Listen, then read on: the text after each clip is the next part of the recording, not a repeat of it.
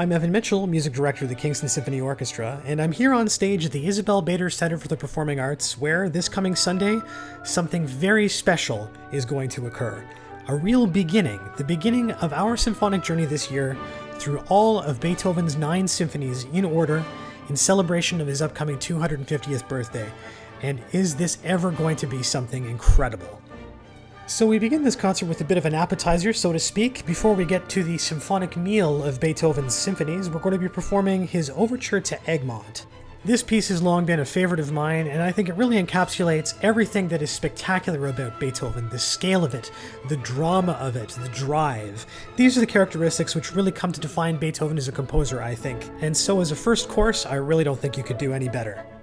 And then we come to Beethoven's First Symphony, his dramatic introduction to the symphonic world. And even here, the man simply cannot resist throwing a couple of curveballs. While Beethoven's early symphonies are more or less about him learning the symphonic ropes, he throws in all sorts of surprises, and the opening notes of this symphony, his very first symphony, are absolutely no exception to this. Instead of giving a solid taste of C major, the key of the symphony, what we're expecting to hear, Beethoven takes us on this little harmonic odyssey all over the place to the point where we're completely disoriented from a harmonic perspective, before we finally settle on the key of C major. So it just goes to show you that Beethoven was absolutely willing to rattle a couple of cages as he strode onto the symphonic scene for the very first time. On to the Second Symphony, which is really an evolution over the first in virtually every regard. It's tighter, it's leaner, the structure makes more sense. He's more adventurous with the orchestration.